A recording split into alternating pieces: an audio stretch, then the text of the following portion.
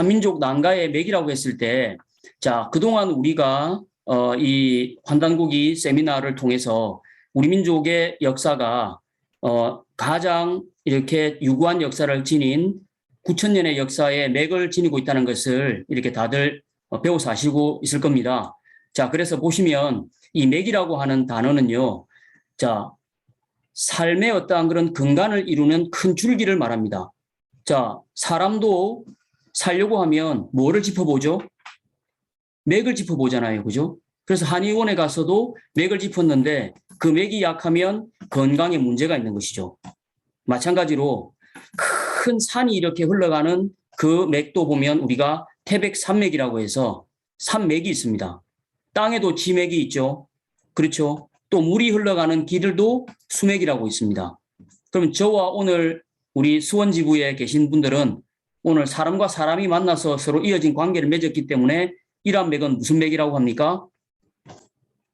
그렇죠. 우리 김규임 회원님께서 대답을 너무 잘해주시네요. 그렇죠. 인맥이죠. 예, 그래서 9,000년을 이어온 우리나라의 계보, 우리나라의 족보와 같은 것을 국통맥이라고 불러왔습니다. 실제 이 국통은 환단고기에도 나오고 우리의 역사 애국지사나 역사학자들도 이런 말을 써왔었습니다. 지금 우리가 잘 안 쓰니까 그거에 대해서 생소하게 생각을 하는 거죠. 자, 그런데 제가 아까 이제 초입부에 독도에 대해서 말씀을 드렸죠. 예전에는 우리가 어떤 물건을 하나 잃어버리면 그 물건에 대해서 작은 뭐 지우개든 그 다음에 뭐 이렇게 시계든 지갑이든 잘 찾으려고 했어요. 왜 그러냐면 물론 이제 사는 것이 어려웠던 시절도 있었고 그 하나하나가 아버지가 전수를 해줬다든지 내가 정말로 어렵게 첫 월급을 타서 내가 이렇게 마련했던 거라든지 뭔가 이렇게 소중하고 손때가 묻고 내력이 들어있는 물건들이었기 때문에 그 물건들을 어떻게 쓰든지 찾으려고 노력을 했었습니다. 그렇죠. 근데 요즘은 쉽게 살 수 있고 또 구입을 할 수 있고 그러니까 그걸 잘 안 찾으려고 하는 그런 어떤 세태가 많이 지금 흘러가고 있는 것 같습니다. 그럼 마찬가지로 왜 우리의 애국지사들이나 독립운동가들은 이런 국통맥을 찾고 가르치려고 했을까요? 거기에는 9,000년을 이어온 이렇게 아무리 외세의 침입을 받고 이렇게 그런 순환을 겪었지만 우리가 지켜온 그런 내력이 있고 거기에는 조상님들이 우리에게 물려주고자 했던 모험과 정신이 있었다는 겁니다. 그 역사를 살펴보면요. 우리 민족이 세운 이 나라 이름 안에 사실은 그 의미가 들어있습니다. 자, 그걸 다시 한번 이렇게 살펴보면요. 자, 우리나라는 환국에서부터 하늘의 광명을 지상에 펼쳐온 바로 그 이름을 지어봤습니다. 사람도 이렇게 우리가 생활하다 보면 뭔가 사업이 잘 안 되고 집안에 어려움이 있고 뭔가 내 삶이 고난에 자꾸 부딪히면 이름이 뭔가 갖는 의미에서 기운을 잘못 받나 해가지고 개명도 하고 하지 않습니까? 그런데 하물며 이 9,000년이나 이어온 가장 장구한 이런 역사의 나라들이 그냥 함부로 이름을 지었겠습니까? 그래서 우리의 국통맥 속에는 바로 인류의 시작부터 해서 하늘의 삼신의 광명을 지상에 그대로 펼치고자 했던 이름들을 나라 이름으로 다 정해서 이어왔기 때문에 그 속에 살았던 백성들은, 국민들은 바로 그러한 광명 문화를 직접 체험하고 실천하려고 했던 것이죠. 자, 그러면 대한민국은 뭐겠습니까? 한이라고 하는 것은 원래 이 환국의 밝은 환에서 왔습니다. 그런데 그 한은 환단고기에 보면 하늘의 광명을 환이라고 했고요. 땅의 광명을 단이라고 했고 인간의 광명을 한이라고 했죠. 그럼 하늘과 땅의 광명을 지상에 펼치는 그런 인간의 가장 밝음을 한이라고 했기 때문에 우리는 원래 한국이라는 이름을 가졌지만 월드컵 이후에 우리가 대한민국이라고 응원을 하면서 전 세계에 또 대한민국이 공식 호칭으로 알려졌잖아요. 그러니까 가장 지금 지상에 그 광명을 크게 펼치는 빛나는 나라다 하는 이름으로 우리는 지금 이름이 어떻게 보면 다시 새롭게 증명이 됐다고 볼 수 있겠죠. 자, 그래서 이 최인 박사는 뭐라고 했냐면요. 민족의 흥망을 결정을 짓는 것은 무력이 아니고 문화사상이다. 즉, 그 문화사상은 민족의 생명력이다. 그러므로 역사는 문화사상을 중심으로 다루어야 된다라고 이렇게 말씀을 하셨습니다. 그러니까 무력이나 어떤 강력한 어떤 통치력도 좋지만 실제로 그 생명력을 오랫동안 이어갈 수 있는 힘은 문화의 힘이다라는 겁니다. 그러니까 최근에 우리가 BTS라든지 우리 영화라든지 그죠? 음식이라든지 이런 한류 문화가 전 세계를 강타하고 있는 것은 바로 한국이 대한민국으로서 전 세계에 다시 국운이 상승하면서 그 문화의 힘으로 등극을 하고 있는 것을 보여준다고 볼 수 있겠죠. 당군세기를 쓰신 행초원 이함 선생은 국유형 사유혼이라고 해서 나라는 사람의 몸으로 말하면 형체와 같고 육체와 같고 역사는 그 속에 든 혼과 같다 이렇게 이야기를 했습니다. 지부장님, 예전에 우리가 군대 갔다 오면 사람이 된다라고 이야기를 했잖아요. 네. 예, 그래서 근데 그 군에 가서 또 정신을 못 차리면 기합을 주지 않습니까? 네. 그 기합을 뭐라고 불렀죠? 기합을요? 예. 군대 갔다 온 지가 오래되셔가지고 가물가물 하시는 모양인데요. 예. 얼차례라고 이야기를 했죠. 아, 예, 맞습니다. 예. 그 이제 경상도 표현이나 사투리로는 얼차례라고 이렇게 표현을 했는데요. 그게 공식 이름은 얼차례입니다. 그래서 그 얼을 정신을 제대로 못 차리고 왔다 갔다 하니까 그걸 기합을 통해서 정신을 바짝 차리게 하는 이름을 얼차려라고 이야기를 했던 겁니다. 그리고 또한 그렇게 정신을 제대로 못 차리고 이렇게 행동하는 사람들을 얼이 반쯤 나갔다라고 해서 뭐라고 부르죠? 얼 빠졌다고. 그렇죠. 얼 빠졌다. 저거 얼간이다. 이렇게 이야기하죠. 그 표현 자체가 얼이라는 것은 우리의 정신이구나. 그럼 우리 사람의 이렇게 멀쩡한 모양에서 가장 중요한 얼을 담고 있는 곳이 어디에 있습니까? 위쪽에 있어요? 가운데에 있어요? 아래에 있어요? 어디에 있죠? 위쪽에 있지 않습니까? 그래서 그 얼을 담고 있는 동굴, 얼을 담고 있는 거울이다라고 해서 얼굴이라고 이야기를 합니다. 그래서 처음에 우리가 누구든지 아침에 일어나서 자기 얼굴을 쳐다보지 아침에 일어나서 자기 엉덩이나 발가락을 쳐다보는 사람은 별로 없죠. 예, 그래서 오늘 나의 얼이 얼마나 제대로 갖춰졌는가를 세수를 하고 가꾸는 것이 우리의 일상이었습니다. 그렇기 때문에 이 얼이라는 말은 다른 말로 우리의 혼과 같다 이렇게 표현을 하는데요. 자, 독립기념관에 가면 이런 비석이 있습니다. 우리들의 마음속에는 하나의 대안이 있는 것이니 우리들의 마음은 곧 대안의 혼이다. 신규식 선생이 이렇게 이야기를 했습니다. 대안의 혼이다. 우리의 마음속에 우리의 혼이 있다는 거죠. 그죠? 실제로 있으니까 혼이 있다는 거 아닙니까? 그죠? 최명희 씨가 쓴 불멸의 명작 혼불이라는 것도 보면 바로 우리의 어떤 그런 전통적인 정서 그걸 나타낸 것이 혼불이잖아요. 그죠? 자, 그리고 또한 백암 박은식 선생은 국교와 국사가 망하지 아니하면 국호는 살아있으므로 그 나라는 망하지 않는다라고 이렇게 말씀하셨습니다. 자, 국교. 지금 우리나라에 국교가 있습니까? 불교가 국교입니까? 기독교가 국교인가요? 천주교, 유교, 도교, 이슬람교 많지만 그것은 외국에서 외래에서 들어온 것이 아니냐. 그럼 우리의 국교는 과연 없는 것이냐. 뒤에서 말씀을 드리겠습니다. 유불선 기독교가 들어오기 이전에 우리의 국교가 있었습니다. 그게 환단고기에 나옵니다. 오늘 제가 그걸 말씀드리고 싶은 겁니다. 그리고 국사가 망하지 않으면 국호는 살아있다. 그런데 우리의 국사는 지금 어떻습니까? 일제 왜곡당하고 중국에 지금 왜곡당하고 빼앗기고 있고 아직도 광복 70주년이 지났지만 우리의 올바른 역사를 찾지 못해서 환단고기의 바른 국통맥과 역사도 제대로 인식을 하지 못하고 인정을 받지 못하고 있는 지금 이러한 속에서 대한사랑이 역사 광복운동을 하고 있는 거잖아요. 그죠? 자, 그럼 과연 우리가 찾아야 할 국교와 국사는 뭐냐? 왜 백암 박은식 선생은 그것이 망하지 않으면 우리의 국호는 영원히 살아있다고 이야기하느냐? 그럼 지금 우리는 이 두 개를 못 찾고 있으니까 우리는 어떤 사람들입니까? 얼간이들입니다. 우리가 얼차려야 됩니다. 그렇죠? 그걸 하고자 여기에서 함께 오늘 하고 계신 거예요. 오늘 저와 함께 얼차리면 됩니다. 그렇죠? 자, 다음을 한번 보겠습니다. 그래서 이러한 9,000년의 장구한 역사를 이어온 그런 문화의 힘은 그럼 뭘까? 과연 그 정신, 혼, 어른 무엇일까? 이것을 환단고기에서는 9,000년 역사를 이어온 우리 민족의 정신으로 난가라고 이야기를 했습니다. 자, 그럼 난가란 무엇일까? 자, 난가는요, 우리 민족의 고유한 문화 원형, 정신, 뿌리 종교라고 하는 신교가 있었는데요. 신교는 동방 한민족이 9,000년 역사를 이렇게 이끌어올 수 있게, 지닐 수 있게 한 역사의 혼입니다. 이 환단고기 역주본에 보면 앞쪽에 해제에 나와 있습니다. 이러한 신교 정신을 직접 실천하고 신교를 바탕으로 새 문명을 열고 나라를 개창한 역사 개척의 집단이 있었는데 그들이 바로 난가였다는 겁니다. 젊은 역사 개척의 엘리트들, 젊은 무리들, 그들을 난가라고 이야기했다는 겁니다.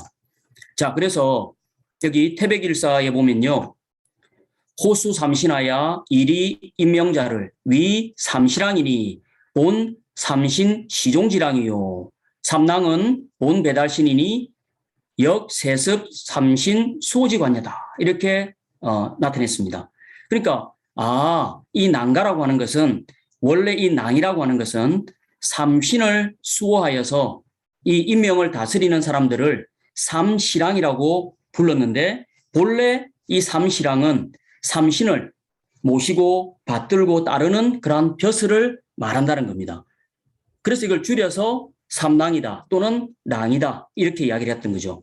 그래서 삼랑이라고 할 때 왜 석삼자를 썼느냐 하면 세 명의 이런 관직이라는 이런 이름이 아니고요. 원래 앞서서 이렇게 이제 삼신문화를 우리가 배웠지 않습니까?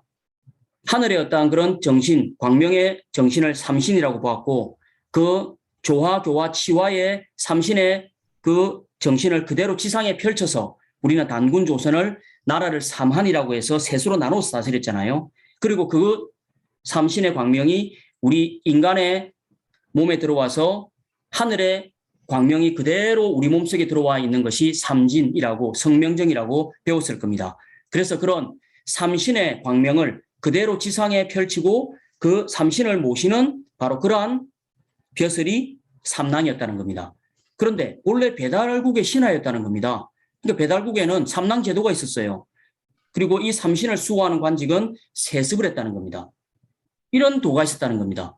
그런데 우리가 이 풍류라는 말을 요즘은 의미를 잃어버리니까 흥놀이, 그죠? 예, 풍류문화, 한바탕 이렇게 신명나게 노는 것, 이런 쪽으로 바뀌어버린 거죠.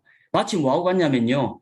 축제가 옛날에 하늘에 제사를 지내고 그걸 바탕으로 음주 가무를 즐기고 했는데 이 안고 빠진 이렇게 찐빵처럼 실제로 하늘에 제를 지내고 했던 그 제사 문화는 없어지고 이렇게 각 지역마다 특산물을 이렇게 팔고 그죠? 가수들을 불러갖고 공연만 하는 그런 문화로 바뀐 거하고 똑같은 거라고 볼 수 있겠죠. 자, 그래서 이 풍은요, 바람풍이지만 이 바람을 신과 같다라고 이렇게 비교를 했습니다. 그래서 요즘은 보십시오. 지금 TV에서 이런 뭐 우리 그 전통 국악과 이런 그 요즘 현대 음악이 만나서 오디션을 펼치는 풍류대장이라는 그런 프로그램도 이렇게 나왔잖아요. 그죠? 흥에 살고 흥에 죽는 풍류의 민족이다. 예, 한국인의 풍류 세상을 흔들다. 이런 의미로만 풍류를 이야기를 했지 실제 우리의 근원에 있는 우리의 도가 풍류였다는 것을 아는 사람들은 사실 거의 없습니다. 자, 그래서 한민족사는 이 난가에서 시작되었다고 해도 이제 과언이 아닌데요. 원래 이 환국으로부터 정통권을 받은 초대 황천왕이 천부와 인을 환인천재로부터 받고 배달국을 세우기 위해서 3,000명의 제세 행랑을 이끌고 백두산 아래에 와서 신실을 열었다 이렇게 나오잖아요. 예. 근데 그 제세 행랑 3,000명이 원래 난가의 시초였다. 그리고 이 최초의 행랑의 정신을 살려서 배달국은 삼랑 제도를 시행하였다라고 역주본 497페이지에 나오고 있습니다. 자, 그래서 그걸 화면으로 보면 이렇게 중앙아시아 바이칼 쪽에서 요 바이칼 중앙아시아에도 바이칼이 황국이 있었고요. 또 바이칼 아래 이쪽도 이 황국의 영역이었죠. 여기에서부터 이제 배달국으로 내려올 때 3,000 제세 행랑을 이끌고 내려온 것이 바로 난가의 시작이었다라는 것입니다. 그러니까 새 역사의 개창 집단이 바로 난가였다는 거죠. 그러면 새 역사를 열러 가는데 어떤 사람들을 데리고 갔겠습니까? 아니, 똑똑하고 많이 알고 젊은 일꾼들을 데리고 가야 새 역사를 건설할 거 아닙니까? 9,000년 전에 벌써 우리는 그러한 엘리트 집단이 있었다는 거죠. 자, 그리고 이 백두산 아래에서 신시 배달국을 여셨을 때 1565년 동안 삼낭 제도를 두었다. 그래서 이 9,000년의 역사 문화에 특별한 어떤 새 역사의 개척자들을 삼낭, 난가라고 했는데요. 자, 환국은 삼낭 문화의 어떤 그 뿌리가 되는 환국의 낭이니까 환랑이라고 이렇게 이야기할 수 있겠고요. 배달은 제세익남 삼천. 여기서부터 실제 우리 민족의 본격적인 역사가 시작이 된 거죠. 그리고 단군 조선 때는 그들을 국자랑이라고 불렀습니다. 그리고 북부여는 천왕랑이라고 했고요. 그러니까 북부여를 연 해모수 단군도 실제로 천왕랑 출신인 거죠. 그리고 고구려 때는 조이선인이라고 해서 연개소문 드라마를 보신 분들은 알 겁니다. 검은색에 이렇게 옷을 입고 그렇죠. 이렇게 무술에도 뛰어나고 평소에는 이렇게 돌을 닦다가 국난이 처하면 무사 집단으로 바뀌어서 싸우는 바로 그런 수호 집단들을 말하는 거죠. 백제에도 똑같이 그런 집단이 있었는데 그들을 무절이라고 불렀습니다. 신라는 잘 아는 화랑이 바로 그 맥을 이은 거죠. 그리고 고려시대 때는요. 제과화상이라고 해서 고려는 불교의 나라가 됐잖아요. 그럼에도 불구하고 우리 민족의 이러한 고유한 정신을 이어받아 왔던 이러한 정신을 이어받은 무리들이 실제로 제과화상, 머리는 짧게 깎았는데 중처럼 스님처럼 그렇게 짧게 깎았지만 실제로 집안에서 이렇게 세속에서 거하면서 돌을 닦고 그렇게 했던 무리들을 제과화상이라고 불렀습니다. 그리고 조선시대 때는 우리가 유교 시대가 되었잖아요. 그러나 유교를 국시로 이렇게 삼았지만 실제로 그 이전에 유교의 본래의 정신인 하늘을 받들고 그 정신을 펼치고자 했던 진유 그리고 선비 정신이 실제로 이 삼낭의 난가의 맥을 이은 그러한 맥을 이어왔다 이렇게 볼 수 있겠고요. 그리고 일제에게 나라를 빼앗겼을 때도 그 정신을 그대로 이어서 동학과 의병 그리고 그 정신을 이은 또 보천교라고 하는 그러한 그 우리 민족의 국교와 같은 굉장히 놀라운 제가 이 오늘 강의의 말미에 말씀을 드리겠지만요. 정말 우리가 잃어버린 정말 우리 민족의 국혼을 되살린 단체가 있습니다. 자, 그리고 오늘날에는 그것을 역사의 맥을 이은 대한사랑이 바로 그러한 이 삼낭의 난가 정신을 이었다 이렇게 볼 수가 있겠습니다. 자, 그래서 한민족의 수호자를 우리가 난가라고 할 수 있겠는데요. 이 화랑세기에 보면요. 이 어진 재상이나 훌륭한 장수, 충신, 용감한 병사들은 모두 이 신교의 난가 무사인 조이선인 화랑, 국선, 설랑 등에서 다 나왔다라고 이렇게 기록을 해놨습니다. 그러니까 우리의 어떤 나라를 이끌었던 사람들은 단순하게 학문만 공부한 것이 아니라 무술만 익힌 것이 아니라 문무를 다 겸비하고 그렇게 심신수련을 하면서 그걸 그대로 나라를 지키는 어떠한 그러한 제도로서 이어왔다는 거죠. 또 그러한 사람들을 뽑아서 실제로 나라를 이끌어 왔다는 겁니다. 그래서 난가는 다시 말하면 역사 개척의 선봉장이자 한 시대의 어떤 구국 청년단이다 라고 이렇게 정의를 내릴 수가 있겠습니다. 그럼 신교를 이어받은 그런 수행자들이며 역사 개척의 선봉장으로서 그렇게 이끌어온 것이 난가다 이렇게 볼 수가 있겠습니다. 모두 환단국이 역주본에 보면 다 나오는 부분입니다. 아마 환단국이를 공부하신 분들은 이 부분을 다 읽으셨을 거라고 생각을 합니다. 자, 그러면 아까 이걸 이어받았던 고구려의 조이선인은 그럼 어떤 사람들이냐? 그냥 실제로 연개소문 대왕리지를 따라서 막 전쟁만 했던 사람들이 아니라 실제 조이도 삼신상제님의 이러한 그 진리, 즉 신교의 난가 사상으로 이렇게 무장을 하고 또 그걸 평소에는 하늘을 이렇게 받들고 또 실제로는 문무를 겸비하면서 종교적인 무사단체였다는 겁니다. 그래서 이러한 그 조이도 실제로 상무의 어떤 그런 정신을 그대로 우리 군인의 정신을 상무 정신이라고 하잖아요. 그것을 이은 어떤 뿌리가 되는 것이고요. 이러한 그 정신을 이은 조선의 선비들도 단순한 문사가 아니라 문무를 겸비한 상무의 어떤 그런 선비였다 이렇게 볼 수가 있는 거죠. 자, 그래서 이 드라마 연개소문에 보면 이 보십시오. 검은 옷을 이렇게 입고 있잖아요. 그리고 놀랍고 재밌는 게 있습니다. 뭐냐면 우리 그 미국의 이 슈퍼맨이나 배트맨, 스파이더맨처럼 영웅들 영화가 많이 있지 않습니까? 거기에 보면 배트맨이 이렇게 그 원작 만화에 보면요. 배트맨이 처음으로 돌을 구하고 그 자기 어떤 그런 그 무술을 익히고 그걸 이렇게 배트맨을 이렇게 하기 위해서 처음에 배움을 어디에 와서 구했냐면 백두산에 와서 자기 스승에게 그 돌을 받았다는 게 나옵니다. 그런데 그 백두산의 정신을 받아가지고 그 스승의 정신을 받아서 그 가르침을 받아와가지고 배트맨이 입고 있는 옷이 뭐예요? 그 검은 옷이죠. 그 조이의 옷이라는 겁니다. 그런데 밤에 활동을 하고 모양이 이제 박쥐기 때문에 배트맨이라고 하지만 실제로 그 배트맨이 와가지고 정신 수양을 하고 거기서 가르침을 받고 간 것은 백두산의 자기 스승으로부터 배운 것이다라고 이렇게 나옵니다. 굉장히 놀랍죠. 그리고 고구려에 이제 또 뛰어난 을지문덕 장군 이런 분들은 전부 다 조이 출신이죠. 안시성의 명장 양만춘 장군 이런 분들이 전부 다 사실은 단순한 무사가 아니라 조이 출신이다 하는 것을 알 수 있고요. 또 백제에는 무절이 있었죠. 계백 장군 역시 이 삼천 결사를 이렇게 하면서 그 정신은 단순히 이렇게 무술만 이렇게 익히고 장군으로서만 하는 것이 아니라 그런 문무를 겸비했던 무절 출신이라는 것. 김유신 장군도 역시 마찬가지 화랑이지만 그 김유신 장군도 어떻게 해서 화랑이 되었는지 어떻게 해서 나라를 이끌면서 통일을 하게 됐는지 그것을 한번 다음 영상을 통해서 한번 보도록 하겠습니다. 이 재밌는 것은요. 화랑이라고 할 때 꽃화자를 쓰거든요. 왜 꽃화자를 썼을까? 자, 그 어원이 그 유래가 고조선에서부터 나오는데요. 자, 한번 보도록 하겠습니다. 화랑의 원래 말은 삼랑에서 왔다라고 되어 있습니다. 자, 요거 먼저 한번 볼까요? 99년에 역사 스페셜에서 특집으로 한번 다룬 게 있는데요. 그게 뭐냐면 화랑도의 기원에 대해서 밝혀준 게 있습니다. 보통 화랑이 점투 집단이라고 여겨왔는데 그 기존의 상식을 완전히 뒤엎는 화랑은 종교 집단이고 제사 집단이었다는 겁니다. 그게 화랑색이 그대로 나오더라는 거죠. 본래 화랑은 선을 닦는 무리들이다. 신선의 도를 닦는 무리들이다. 우리나라에 신궁을 받들어서 하늘에 큰 천재를 행하였다라고 이렇게 나옵니다. 봉, 신궁, 행, 대천 이렇게 나오죠.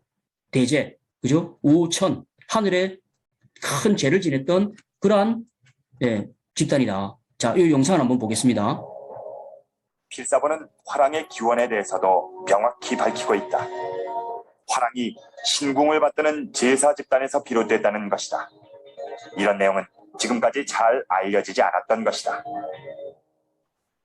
필사본 화랑색에 의하면 신궁의 그 제사 집단에서 화랑이 이제 기원했다라고 하는 이제 기록이 보이고 있고, 그리고 이제 화랑이 처음에는 이제 여성 수령에서 뒤에는 이제 남성 수령으로 바뀐 것으로 되어 있습니다. 어떤 성적인 그 변화가 이제 보이고 있는데 이것은 화랑의 어떤 기능이랄까, 성격의 커다란 어떤 변화랄까 이런 것을 암시해 준다고 볼 수 있겠습니다. 좀 전에 우리는 화랑하면 어떤 그 전사단으로서의 어떤 기능만 생각했는데 그것이 아니고 어떤 종교적인 어떤 집단, 종교적인 어떤 제사 집단으로서의 가능성, 그것을 우리가 새롭게 한번 모색을 해볼 수 있게 되었습니다. 김유신이 화랑이었을 때 도인을 만나 무예를 익혔다는 반석산. 원래 제사 집단에서 기원했다는 화랑색이 필사본의 내용을 받아들인다면 화랑 김유신이 이곳에서 신의 계시를 받고 신비스러운 체험을 한 의미가 명백해진다. 김유신은 여기에서 단지 무예만 연마한 것이 아니라 제사를 지내며 기도하고 신을 만났던 것이다. 그러므로 화랑이 용감한 무사 집단으로 변한 것은 신라가 본격적으로 삼국 통일전쟁을 치르면서였다. 예, 보셨죠? 그러니 단순히 그냥 무예만 익혀서 삼국을 통일할 수 있었던 것이 아니라 하늘의 어떠한 그런 계시를 받고 하늘로부터 큰 가르침을 받은 이후에 그 힘으로 하늘과 함께하는 그런 마음으로 삼한을 이렇게 통일해야 되겠다라는 정신으로 이렇게 화랑이 삼국을 통일하게 됐다는 거죠. 김유신도 결국은 이렇게 제사를 지내고 돌을 닦고 하면서 그런 문무를 겸비한 또 하늘의 그러한 영성으로 이렇게 화랑으로서 풍류지에 올랐던 인물이거든요. 자, 그래서 이런 화랑 자체가 삼랑 문화의 계승자인데요.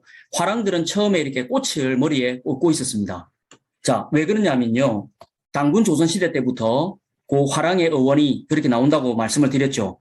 13세 흘달 당군 때 이 오성치류로 이렇게 아주 그 유명한 바로 그 시대죠.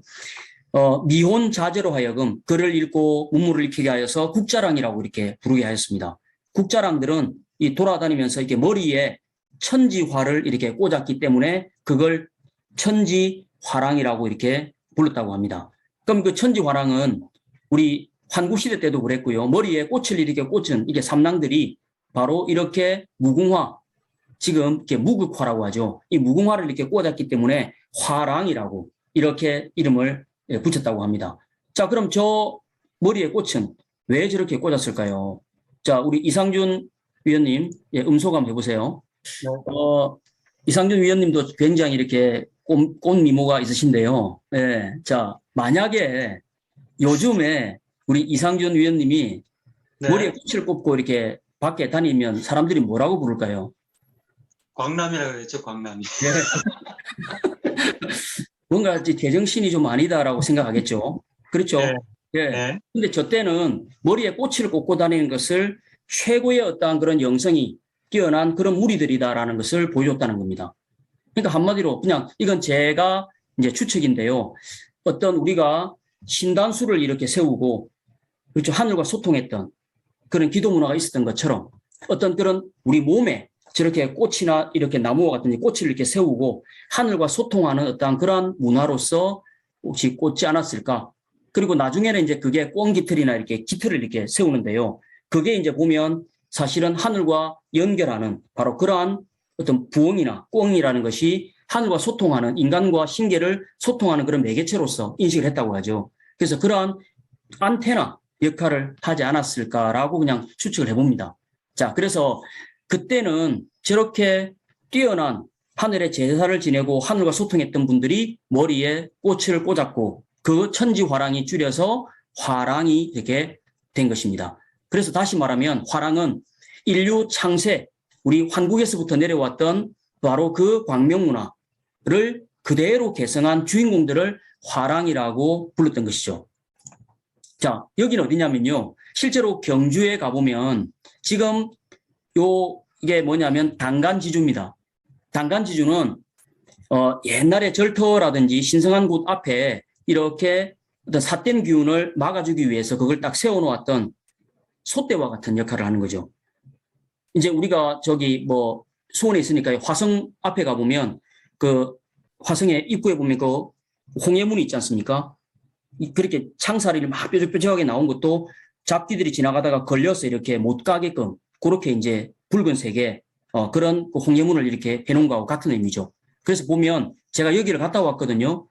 우리 저기 예전에 그 수원 지부장님이 경주 지부장님으로 계실 때 초빙을 해서 한번 경주 탐방을 한번 갔었습니다. 동학 탐방을 했을 때가 그때 같이 갔었거든요.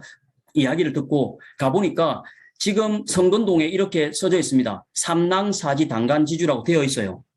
그래서 여기 단간은 어떤 불교식의 건축 양식이라고 보지만 실제로는 불교가 들어오기 이전부터 그러한 어떤 삿된 기운이나 이런 마귀 이런 것들을 딱 막아주는 바로 그러한 당이라고 하는 깃발을 세운 깃대를 말합니다.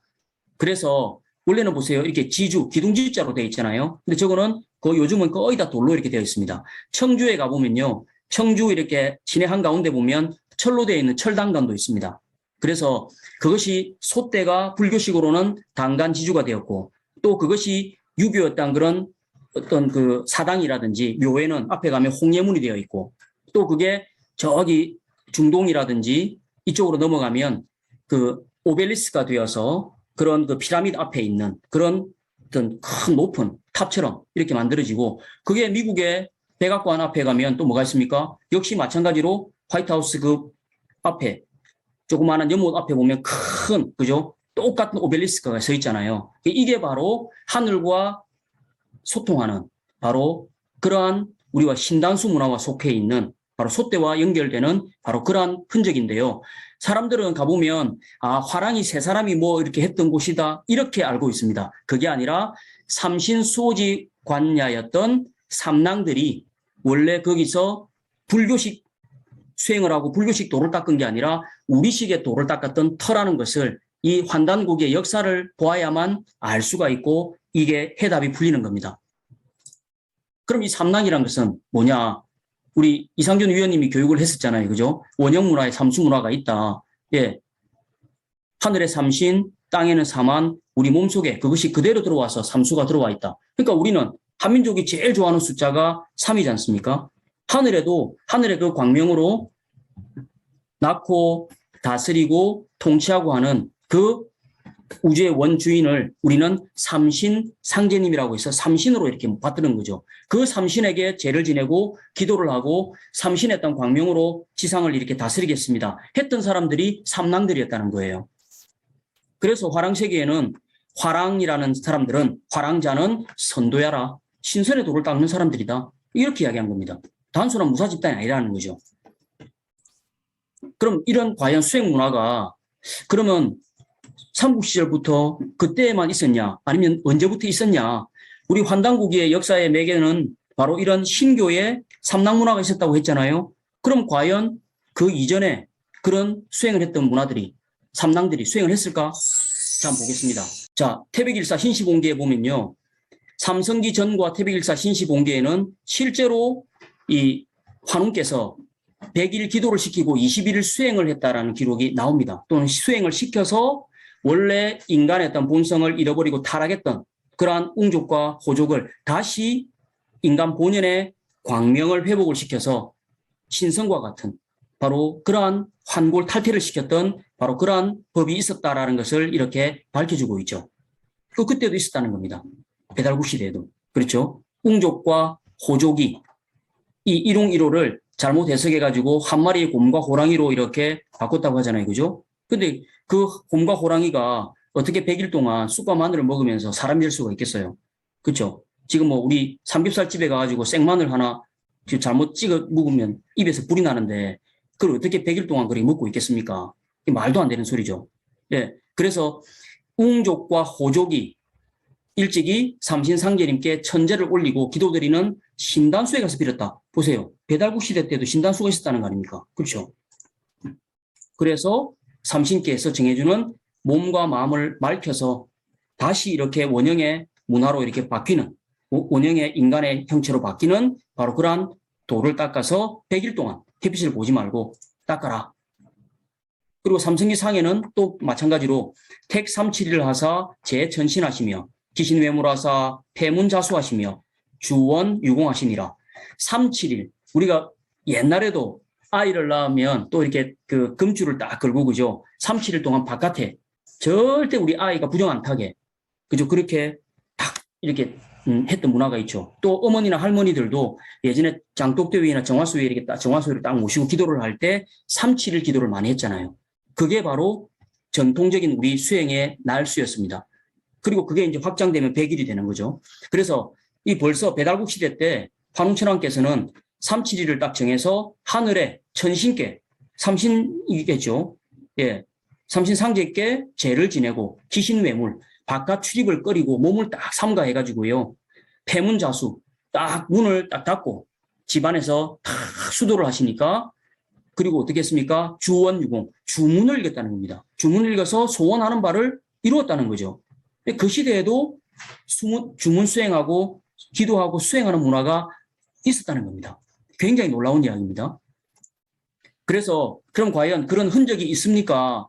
있죠. 홍삼 문화를 들어보셨을 겁니다. 그죠? 홍삼 문화에 보면 놀랍게 이런 유물이 2개가 나왔습니다. 중국 황하 문명보다 그 바깥에 있는 만리장성 바깥에 우리 배달동이와 이 우리 뿌리 역사를 간직한 그 터전이잖아요. 이 홍삼 문화에 보면 보세요. 우화량에서 여신전 종묘단이 나왔는데 그 묘 여신전에서 보면 반가부좌를 하고 있는 여신이 손을 딱 이렇게 그죠 배꼽 아래에 가지런히 모으고 이렇게 딱 정자해가지고 앉아있는 바로 이러한 유물이 나왔습니다. 그리고 또한 내몽골 적봉시에서는요 5300년 전에 남신상이 나왔는데요 머리도 이렇게 묶었어요. 약간 우리가 이렇게 상투를 들듯이 머리를 묶은 거예요. 그리고 역시 마찬가지 배꼽 아래 요즘으로 말하면 하단전이겠죠. 수행하는 어떤 문화에서 보면 거기다가 딱 손을 모으고요. 마치 뭐 입으로 뭐 호흡을 하듯이 노래를 하듯이 뭔가 이렇게 외우는 듯한 모습의 남신상이 나왔습니다. 그러니 그 고대 우리 한민족의 조상들은 이렇게 수행을 하는 문화가 있었다라는 것이 홍산 문화에서도 발굴이 됐습니다. 요거는 뭐냐면요.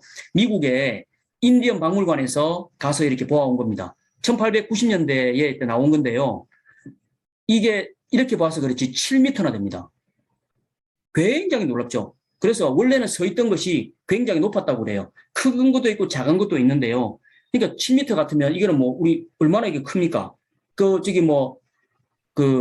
모아이 거석상 같은 경우도 굉장히 크잖아요. 그런데 딱 앉아서 눈을 보십시오.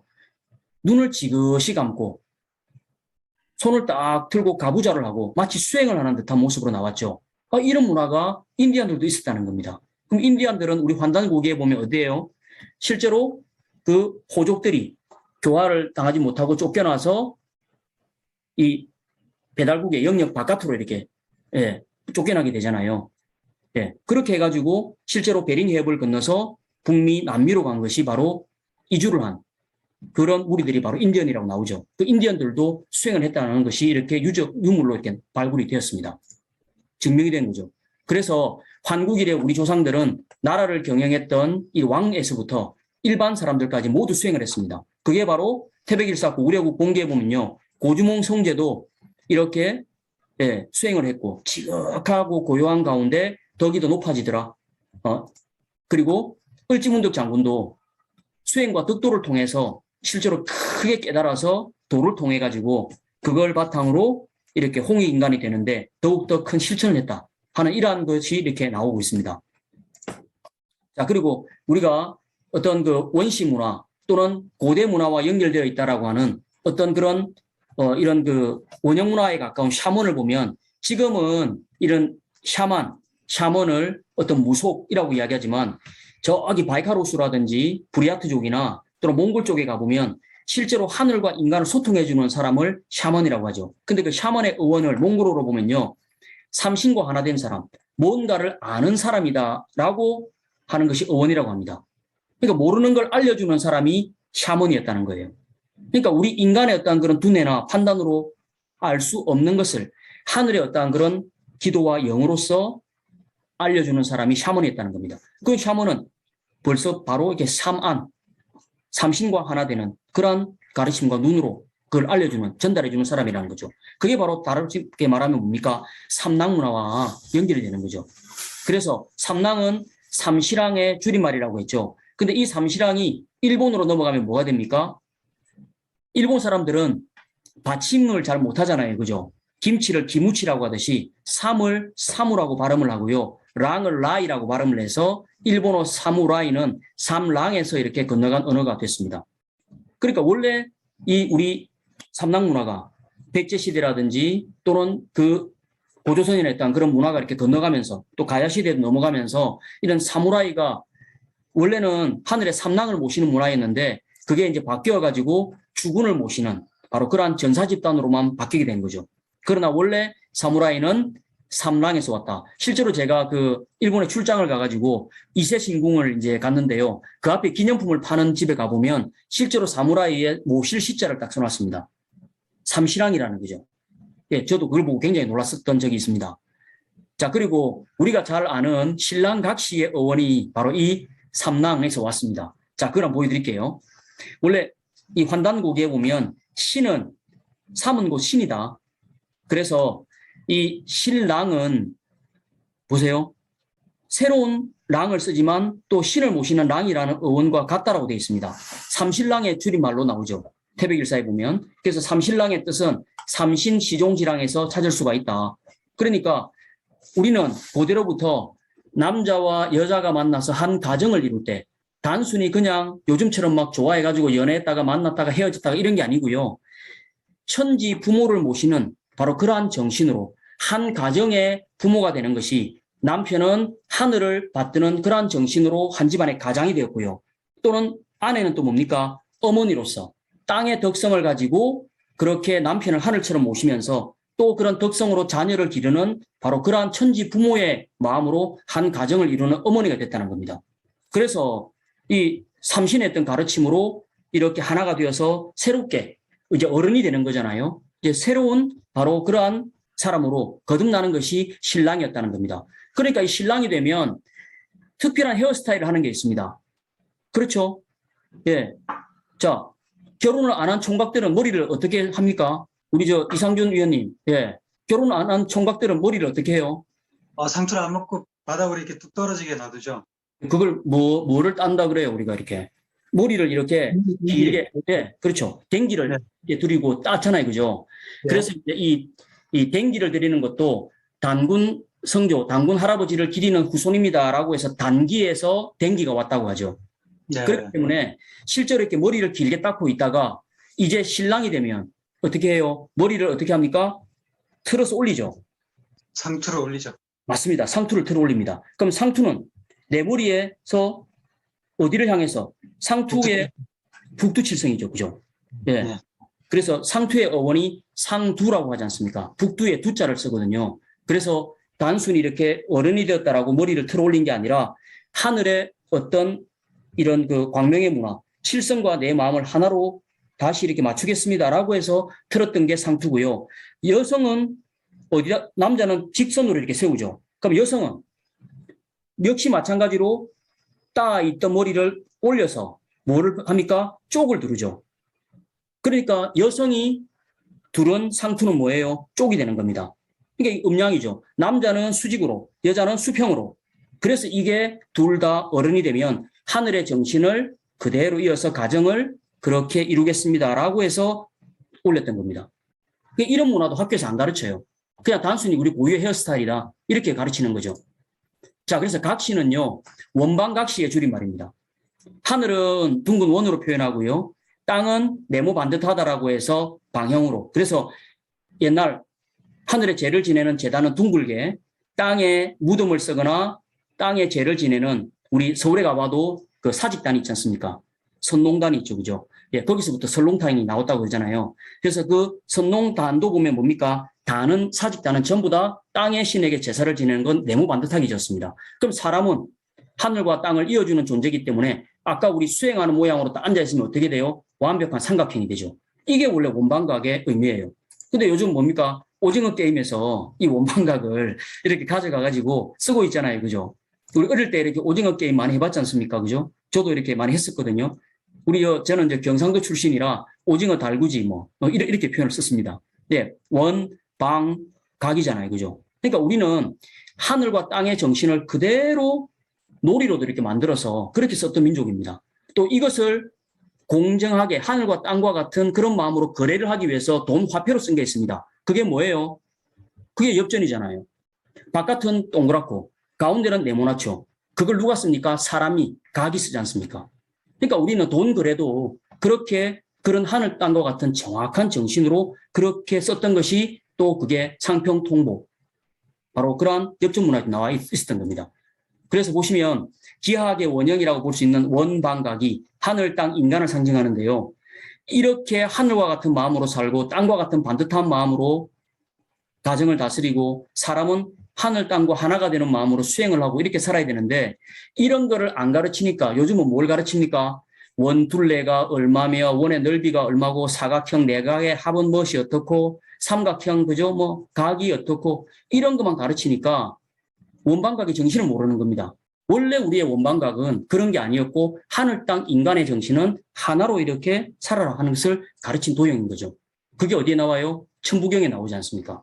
하늘은 하나고 원만하고 땅은 아래 위로도 둘, 양옆으로도 둘, 그리고 합하면 음량으로 4개죠. 그러니까 땅은 둘, 사람은 이렇게 인삼이다.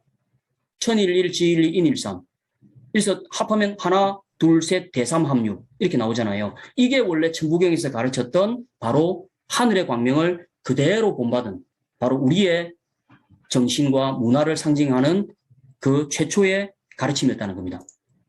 자, 그걸 또 우리는 놀이문화로 몰고 해요. 가위바위보가 그렇잖아요. 보세요.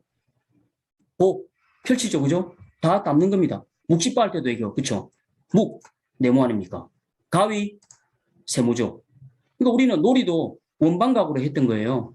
그러니까 우리는 아이들 때부터 해서 다 하늘과 땅과 인간의 정신은 이렇게 밝고 원만하고 크다, 하나다라는 것을 이렇게 가르쳤던 겁니다. 근데 놀랍게 이게 서양에 넘어가서 우리 인텔사 아시죠? 예, 여기서 만드는 게 뭡니까? USB를 만들잖아요. 그죠? 충전기도 만들고 또는 꽂아가지고 컴퓨터에 있는 자료도 이렇게 옮기고 이런 걸 하는 걸 보면 모양을 뭐로 만들었어요? 원방각으로 이렇게 만들었잖아요. 희한하죠? 알든 모르든 하여튼 그렇게 그 사람들도 그런 영감을 받아서 이렇게 만들었다는 겁니다. 그런데 여기서 중요한 것은 이 원방각 중에 가장 위에 있는 게 뭡니까? 사람이 그 으뜸이다라는 것. 하늘과 땅을 인간이 펼쳐나간다라는 그 원방각의 정신이 그대로 이렇게 또 여기에도 문양이 나와 있습니다. 자, 그리고 영화 이제 아쿠아맨에서도 보면 바닷속 세계를 통일하는 바로 그 바다의 이런 그 통치자가 삼지창, 삼수의 원리로 이렇게 통일한다는 것이 나와 있죠. 자, 그리고 이 삼낭문화는 실제로 이제 단군 조선시대 때 초대 단군께서 강화도 마리산에 삼낭성을 이렇게 쌓으라고 명을 내립니다.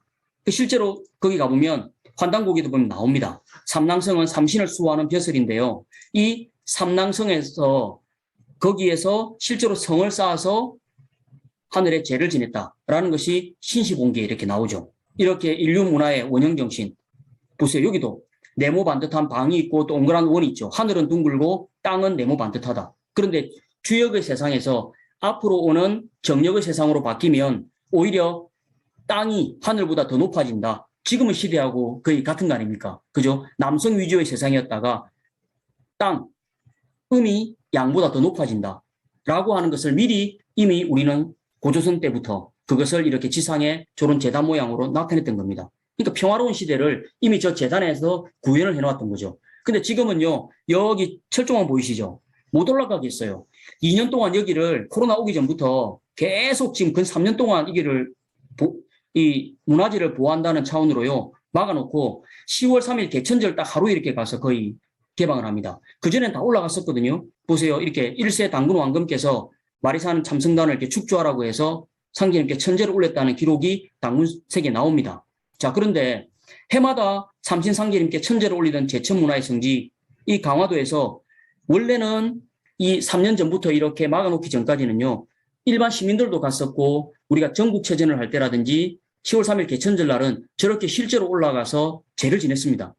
그리고 우리가 성화봉송을 할 때 어디서 합니까? 전국체전 여기서, 그죠? 체화를 해가지고 가잖아요. 그때 앞에서 기도를 하고 춤을 추는 아이들이 누구냐면 지금 실제로 강화 여성 아이들입니다. 지금은 이제 강화 정보고등학교로 바뀌었는데요. 17세, 18세 되는 이런 앳된 처녀죠. 아가씨들을 정말 성스러운 그런 어떤 옷을 입히고 하늘에 이렇게 선녀처럼 제를 지내고 그렇게 하면서 하늘의 빛을 받아서 실제로 성화봉송을 합니다. 요즘도 그렇게 하고 있습니다. 그런데 지금 못 올라가겠는데요. 제가 그 밑에까지 못 올라가고 요렇게 가서 좀 멀찍이서 요렇게 이제 표현을 해서 한번 기운이라도 느껴보려고 이렇게 멀리서 만져보는 컨셉을 잡았습니다. 요 배는 보지 마시고 요 손만 보세요. 자, 자, 그리고 이순신 장군도 보면 사실은 문무를 겸비했던 실제로 하늘에 제를 지내고 전쟁에 나갔다라고 하는 것이 난중일기에 이렇게 3번 나옵니다. 그때 하늘에 제를 지낼 때 또 전쟁의 신이라고 하는 우리 배달국의 14번째 치우천왕에게 전쟁의 승리를 기원했던 바로 그러한 제를 지냈다는 것도 나오고요. 또 이 홍희 장군, 곽재우 이런 분들, 의병 이런 분들이 또한 난가의 정신을 이어서 국난에 처할 때 또 하늘과 함께 나라를 구하는 바로 그러한 기계로서 나갔던 분들이 되는 거죠. 자, 그래서 도올 김용옥 선생은 최근에 우리 동학을 말하면서 우리 민족은 이렇게 동학이 갖고 있는 위대한 사상을 가지고 근대를 맞았는데 이게 지금 그 정신을 깨어나지 못하고 있다. 그러니까 아까 제가 우리 얼차려, 얼에 대해서 이야기했지 않습니까? 실제로 우리가 지금 9,000년의 유구한 역사를 가져왔는데 그 역사를 가져온 한 집안에도 가훈이 있고 회사에도 사훈이 있고 그렇죠. 학교에도 교훈이 있는데 나라에 왜 그런 정신이 없겠습니까? 그 국혼인 삼낭문화를 이어오고 난가 정신을 이어왔는데 지금은 다 잃어버렸다는 거예요. 근데 그걸 근세에 한번 다시 국난이 있을 때 어떤 외세와도 이렇게 대응을 하고 또 하늘의 정신을 다시 지상에 펼치고자 했던 원래 최재우 선생이 펼쳤던 동학은 동학 농민정쟁이 아니라 하늘의 그 정신을 그대로 펼치려고 했던 바로 그러한 도였다는 거죠. 무국대도. 그것이 우리 민족의 이 근대를 맞이했던 정신이다. 그럼 그 동학 이후에는 없었겠습니까? 있었죠. 그래서 지금 이것은 뭐냐면요. 지금 이제 육사의 박물관에 있는 건데요. 현존하는 동학 장군의 유일한 칼입니다. 그런데 이 칼에는요, 금박으로, 지금 여기는 희미하죠. 금박으로 이렇게 써놨습니다. 북두열의 법전, 예, 징벌, 악을 징벌하고요. 선을 갖다가 이렇게 관장을 하고, 이렇게 해서 하늘의 상제께 제가 기도를 드립니다. 악을 징벌하고 선함을 떨치고자 발언합니다. 상제님이시여 굽어 살피소서. 나라를 바로잡고 백성을 편안하게 하며 백성들을 이렇게 구자기를 이렇게, 예, 맹세한다. 그런 마음으로 동학을 이렇게 일으켰다는 거죠. 그러니까 우리는 동학의 정신 자체도 하늘의 어떤 그런 상제님과 하나가 되고 그 정신으로 백성들을 바로 잡기 위해서 동학을 이렇게 일으키는 것입니다. 그런 마음으로 이렇게 봉기를 했다는 겁니다. 북두예래님께 비오고 상제님께 비오고, 그렇죠. 그런 기도를 하면서 그렇게 했다는 거잖아요. 그죠? 그래서 우리 한민족을 지켜온 정신이 삼낭이라고 볼 수 있는데요. 이제는 그 삼낭 문화가 다시 대안으로 이렇게 살아서 그 역사의 혼이 한류 열풍을 타고 한류 문화였던 그런 흐름을 타고 외국 사람들도 한국에 대해서 한국의 노래, 한글, 뭐 한복, 한국의 K-팝 이런 걸 다 알고 관심을 갖다 보니까 그럼 한국이라는 나라는 도대체 어떤 나라지? 한국에 대해서 알고 싶다라고 해서 지금은 그 사람들이 한국의 역사를 공부하고 역사 시험을 치고 그 사람들이 한국을 알기 위해서 옵니다. 근데 와보니까 저도 이렇게 가이드를 해본 적이 있거든요. 뭐라고 하는 줄 아세요? 도산서원에 가니까 그 사람들이 이렇게 이야기합니다. 이건 중국에도 있는 거 아닙니까? 그리고 불국사를 데리고 갔어요. 이건 인도에도 있고 중국에도 있는 거 아닙니까? 경복궁을 갔어요. 이거는 다른 나라에도 또 이렇게 이런 그 궁궐들을 보았는데요. 한국 게 뭡니까? 라고 물어요. 어디를 데려가야 됩니까? 그 사람들은. 환단고기에 나오는 우리 삼낭문화, 강화도 마리산을 저렇게 못 가게끔 철조망을 치는 게 아니라 거기에 가서 하늘과 소통하고 하늘과 하나가 되었던 9,000년의 우리 역사 맥을 가르쳐주고 거기가 원래 우리 민족의 정신의 고향이다라는 것을 알려줘야 되는데 그걸 지금 못하고 있습니다. 그걸 하는 곳이 어디예요? 대한사랑이잖아요. 그래서 이 고조선 6대 달문당군 때 이 신지발리라는 분은 이렇게 이야기를 했습니다. 미래를 보고 예언을 했어요. 앞으로 우리 민족의 국운이 전해지는데 국통이 나라 이름이 9번 바뀐다. 그리고 나서 새로운 세상이 열린다. 그럼 지금 환국에서부터 우리 배웠잖아요. 세워볼까요? 환국, 배달, 조선, 북부여, 고구려, 또 뭐가 있습니까? 대진국, 아래라고 하는, 그죠? 고려, 조선, 대한민국. 대한제국이 대한민국의 근원이니까. 그럼 9번 왔죠? 고조선 시대 때 이미 이 나라가 9번 변해서 새로운 세상을 맞이하는 새 역사의 중심이 되는 시대가 온다라는 걸 놀랍게도 이렇게 이야기를 했습니다. 어떻게 이분들은 이런 걸 알았을까요? 저분들이 뭐 점쟁이도 아닌데. 그렇죠. 그것은 그 당시에는 신성한 문화, 하늘과 소통을 하고 수행을 했던 문화가 있기 때문에 환하게 알았다는 겁니다. 아까 사만이 뭐라고 그랬습니까? 샤먼. 알려주는 사람. 그죠? 우리가 모르는 것을 하늘과 소통해서 그걸 밝게 알려주는 사람을 사만이라고 했잖아요. 그죠? 그게 바로 삼낭이라는 겁니다. 그래서 9,000년 한민족사의 국통맥을 보면 환국, 배달, 조선도 세 개의 나라. 우리가 삼성조라고 하죠. 북부여, 고구려, 대진도 세 개의 나라로 이제 여기서부터는 나라가 벌어지기 시작하죠. 그러다가 다시 고려, 조선, 대한민국으로 또 통일을 해왔습니다. 그럼 이제는 신지발리의 그러한 예언대로 이제는 9번 변해서 새로운 대통일의 나라가 우리 남북만의 통일이 아니라 실제로 한류의 어떤 그런 영향을 보면 우리나라 말과 우리나라 문화, 우리나라가 뭘 하면 지금 오징어 게임이 그냥 단순하게 그냥 한 번에 전 세계 모든 나라들이 1등을 다 해버렸잖아요. 그렇죠. 우리는 나가면 한국의 어떤 그런 역사 문화나 정신 속에는 뭔가가 있다는 겁니다. 그 사람들이 받아들이는. 그러니까 한국에서부터 나갔기 때문에 그들의 유전자나 그들의 문화 속에도 우리와 함께하는 신명나는 문화. 그러니까 싸이의 강남 스타일이 그냥 말춤을 춘 게 아니라 그들이 보고서도 신명이 나고 BTS 노래를 들으니까 그들도 감명을 받고 그렇죠. 한글을 배우니까 너무나 쉽고 과학적이고 글자가 없는 나라에도 한글을 갖다가 전해주니까 빨리 습득을 하고 한국 거는 무조건 배우니까 좋고 쉽고 빠르고 함께 할 수 있다는 거죠. 그게 뭐예요? 그게 홍익인간 정신이잖아요. 그게 바로 난가의 문화에서 전해져 온 우리의 국혼이라는 겁니다. 우리의 얼이라는 거죠. 그 얼을 차려야 우리가 나라가 있고 우리의 역사가 존재하고 우리가 어떤 사람이었다라는 것을 알게 되는 거죠. 그 대한사랑이 하고자 하는 것은 바로 그겁니다. 그래서 우리의 역사는 환에서부터 한으로 매듭을 지어지죠. 광명에서부터 광명으로 끝납니다. 우리는. 그 문화가 우리의 광명의 문화잖아요. 그렇죠.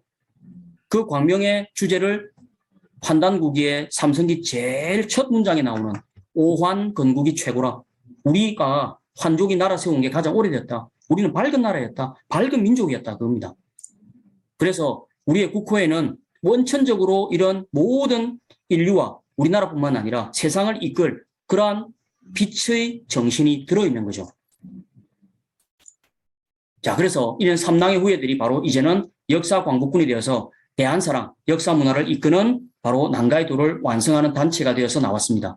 그리고 이건 이제 역사 광복 운동 문화단체고요.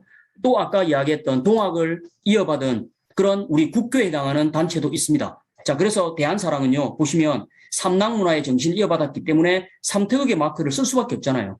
대한사랑은 다른 뭐 마크가 있을 수가 없습니다. 그렇죠. 우리 가슴 속에 삼낭을 안고 살아가는데 그렇잖아요. 그래서 우리는 아리랑이라는 말도 있죠. 그것도 원래의 하늘의 어떤 그런 문화를 여는 그런 낭도라는 그런 문화로 돌아가자. 그리고 전 세계의 어떤 그런 음악 중에서 전통 음악을 다 연주했는데 독일에서 그렇게 있었습니까? 아리랑을 듣고 사람들이 감명을 받아가지고 심사위원들의 뭐 90%가 세계에서 가장 아름다운 노래로 아리랑을 꼽았지 않습니까? 그렇죠. 그러니까 이 랑이라는 것은 너랑 나랑 우리랑 이것은 전부 다 그 랑은 함께 삼랑이 되자라는 인간 몸속에 들어와 있는 광명의 문화를 다 함께 하나가 되어서 살아가자라고 하는 바로 그런 의미가 들어있는 단어다. 이렇게 말씀드릴 수가 있겠습니다. 우리 모두는 삼랑이죠. 그렇죠? 대한사랑이 바로 삼랑을 실천하는 우리 9,000년 역사의 맥을 이은 그러한 후예들이다. 이렇게 볼 수 있겠습니다. 자, 마무리를 지으면서요. 다음 시간에 만약에 이게 시간이 되면 참 좋겠는데 우리 대한사랑 또 이 세미나를 통해서 한번 알아보시기 바랍니다. 그러면 아까 제가 말씀을 드렸죠. 동학이 일제시대 때 탄압을 받고 난 이후에 아까 대감 박은식 선생이 이야기했던 국혼에 해당하는 우리의 국사에 해당하는 우리의 국교에 해당하는 것이 없었냐? 있었다는 겁니다. 근데 그게 일제에게 탄압을 받으면서 처참하게 왜곡되고 교과서에서 제외가 되었어요. 근데 최근에 다시 재조명돼 가지고 나왔습니다. 독립자금의 중심이 되었던 단체가 있고 그 동학의 정신과 삼랑의 정신을 이어서 하늘의 죄를 지내고 그런 국교로서 수행을 하고 해왔던 그런 민족 신앙단체, 수행단체가 있었다는 거예요. 그게 바로 참동학 보천교라고 하는 단체인데요. 한번 보시면 2017년에 약 70여 년이 광복 70년이 지나서야 이런 민족 운동의 산실인 보천교를 다시 재발견하고 국회에서 이렇게 세미나를 했습니다. 자, 저도 다녀왔는데요. 김구 주석께서 상해 임시정부에서 해방이 되고 난 이후에 우리나라에 딱 들어오자마자 김포 비행장에 내리자마자 했던 첫 마디가 정읍 보천교에 많은 빚을 졌다. 상해 임시정부에 그렇게 많은 돈을 독립자금으로 보낸 단체가 일제 탄압에도 불구하고 있었다는 거예요. 자, 그리고요. 이승만 박사도 미국에서 돌아오면서 우리 남한만이라도 임시정부를 조직하자라고 해서 선언한 것이 서울에 이렇게 중앙청에 가가지고 거기서 이렇게 해야 되는 게 아니라 정읍에 가가지고 이 선언을 했다는 겁니다. 물론 해외에서 이렇게 또 독립자금의 지원을 정읍에서 많이 받았다는 거죠. 그럼 과연 정읍이라는 동네가 뭐냐? 이 우물정자라는 이 의미도요.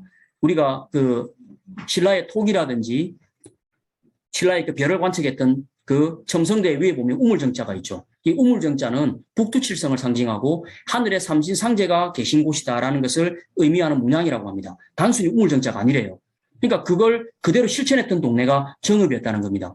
그래서 이 정읍에는 20세기 초 1930년대까지 600만 명이나 되는 사람이 하늘에 기도를 하고 우리 전통적인 수행법을 이렇게 수행하면서 우리 왜 이 전통적인 문화에 보면 장독대 위에 이렇게 정가라는 곳에 정화수를 떠놓고 기도를 했던 그 문화 있죠. 그걸 그대로 이어받은 우리 신앙의 본 고향이 바로 보천교였다는 겁니다.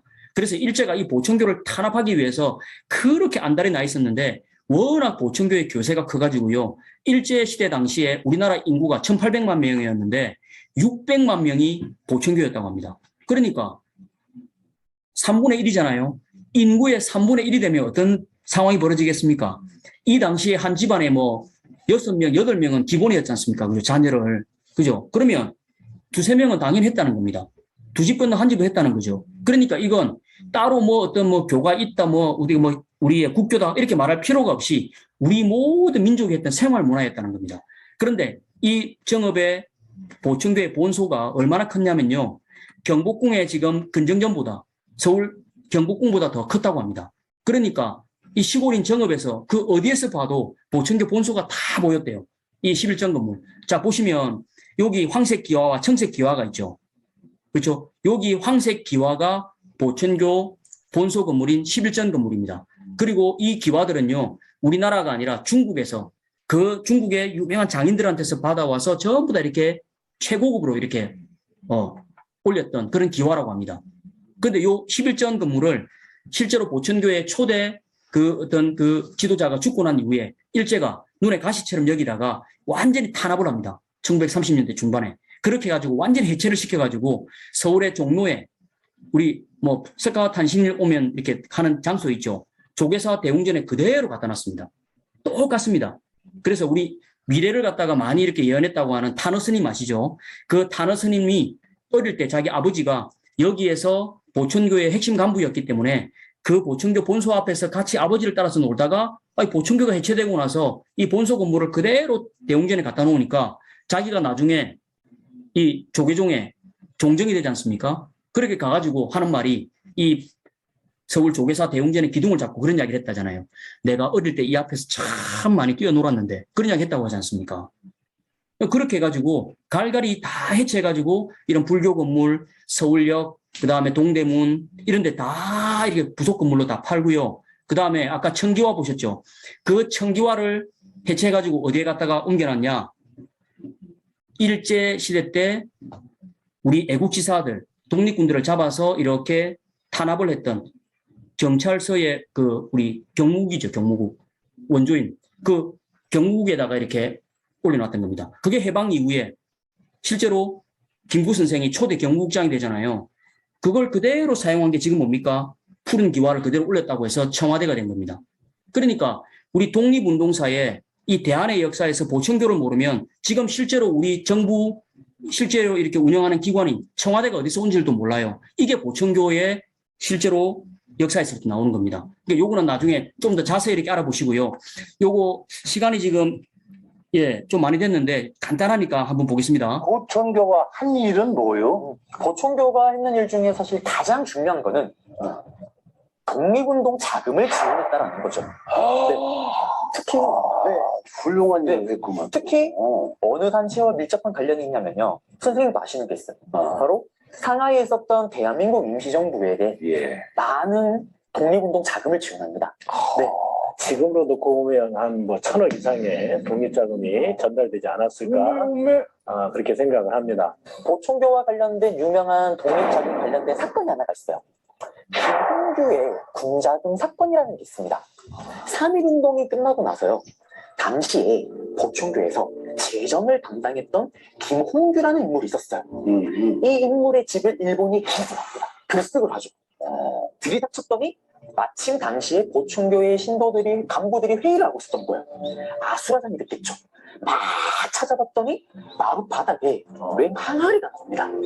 그 항아리를 봤더니 돈이 무려 11만 원 가량이 들어있었던 거예요.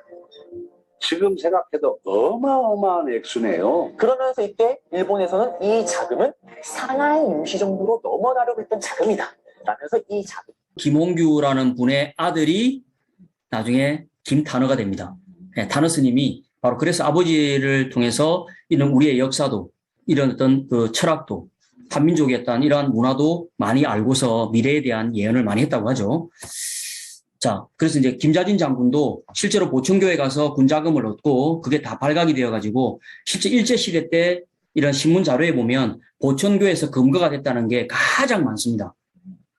그리고 놀랍게도 불교나 기독교에서는요, 이건 제가 폄하하려고 하는 게 아니라 역사적인 사실, 팩트입니다. 대한사랑 강사가 뭐 거짓 역사를 이야기하겠습니까? 실제로 스님들이나 그 다음에 목사들은요, 목사님들은 대동아 공영권에 우리의 교인들이 함께 나가서 역사적인 신성한 전쟁에 참여합시다라고 해서 설교를 하고 목회를 하고 법회를 하고 하면서 그렇게 하고 창시개명도 하고 그렇게 해가지고 지금까지도 해방 이후에 그런 어떤 기득권 세력이 되어가지고 지금도 종교계에서 이렇게 많은 후원을 받고 그렇게 하고 우리 역사를 지켜왔던 이러한 그 삼락 문화를 지켜왔던 보천교와 참동학의 어떤 그런 이 후예들은 전부 다 이렇게 야 저런 거 뭐 장독대에 물 떠놓고 말이지 저 뭐 산에 가서 막 저런 거 기도하고 말이야 그 미신으로 치부하고 막 그렇게 해가지고 오히려 역사의 어떠한 그런 원류가 되어왔던 우리의 어떤 이런 민족 정신과 이런 신앙단체 이런 것들을 오히려 미신이나 사이비화 해가지고 완전히 내모를 시켜버렸습니다. 그래서 좀 더 이렇게 우리 대한사랑 공부를 이렇게 하시면서 이런 환단고기의 역사와 그 문화에 들어있는 이런 그 나중에 수행 문화도 또 이런 그 삼신앙들이 하늘에 이렇게 기도를 하고 수행을 했던 이런 보천교의 어떤 이런 역사도 함께 공부해 보시면서 야 이게 정말 우리의 국교고 우리의 정신이라면 아까 박은식 선생이 이야기했던 국교와 국사가 그럼 국사는 대한사랑에서 지금 밝히고 있잖아요. 그럼 국교는 그 보천교의 후예를 따라서 우리가 우리의 어떤 그런 문화와 정신을 찾아야만 그게 원래 우리의 신앙이고 우리의 원형 문화였다는 거죠. 그러니까 그것이 망하지 않으면 우리나라는 영원히 어를 잃어버리지 않고 올바르게 역사를 이어가고 아까 신지발리가 이야기했던 10번째 나라는 그 올바른 역사와 올바른 역사의 정신이 하나가 되어서 함께하는 새로운 시대를 이끄는 바로 그러한 문화의 주역들로 거듭 태어날 것입니다. 오늘 한민족 역사의 맥, 난가 문화에 대해서 오늘 이상 강의를 마치겠습니다. 다 같이 멋진 대한사랑, 멋진 삼랑들이 되시기를 바라면서 오늘 강의를 마치겠습니다. 정말 강의를 내용이 정말 명강 중의 명강입니다. 너무 잘하시고 그렇습니다. 예. 정말 큰 동기부여가 됐습니다. 예, 정말 감사드리고 많은 더 큰 관심을 가지고 공부를 좀 더 하겠습니다. 고맙습니다.